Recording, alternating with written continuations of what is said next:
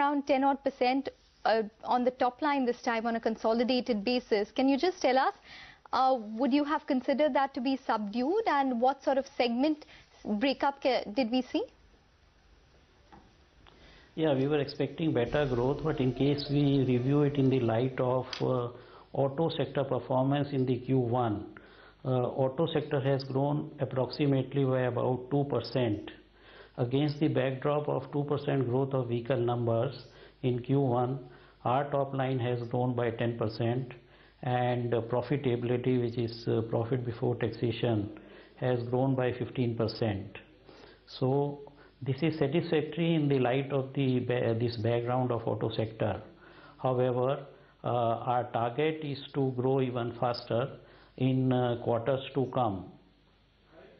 All right. We feel yeah. All right, so in that sense, then what can we see FY16 top line to grow at? And secondly, could you explain the reason why the margins have also come off by nearly 100 basis points, the EBITDA margins that are? Yeah, there is some pressure on the EBITDA margin, but profit before taxation has grown by 15%. And one of the reasons for EBITDA is that in Q1 generally the employee cost goes up because of the annual increments, etc. But raw material cost has gone down in Q1. Overall, we see that this year would be better and good for the auto sector as such, and of course for Minda Industries. Concern about the monsoon are over, and festival season is approaching, inflation is under control, fuel prices are also under control. This will result into a better growth in quarters to come. So in that case, what do we see FY16 revenues to grow at? We see, as far as Minda Industries is concerned, the revenue growth should be anywhere between 15 to 20% top line. Okay. Sir, can you tell us about how exactly the international business did as well as the domestic business? Yes, international business is doing better, particularly Clarton Horn, which is in Spain.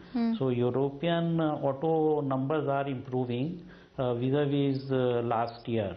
So overall growth is there in Clarton numbers. And in the month of July, our Asian operations, we have got manufacturing units in Indonesia, in Vietnam. There also we make switches, lamps and horns. From there we supply to two-wheeler market locally, which is basically Kawasaki, Suzuki, Yamaha, etc. So there also numbers are improving. As far as India is concerned, we see, yes, Q1 was slightly subdued, but in quarters to come, we hope and are confident that numbers will improve.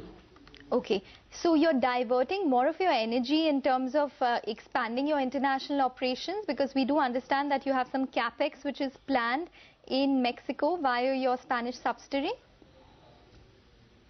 Yes, from Clarton we are from Spain we are expanding in Mexico. There also we will make horns. This is basically an extension of our Clarton operations. So our customers, OEMs in Europe, wanted us to set up our manufacturing base in Mexico to cater to their local requirements. They have got their plants in Mexico also.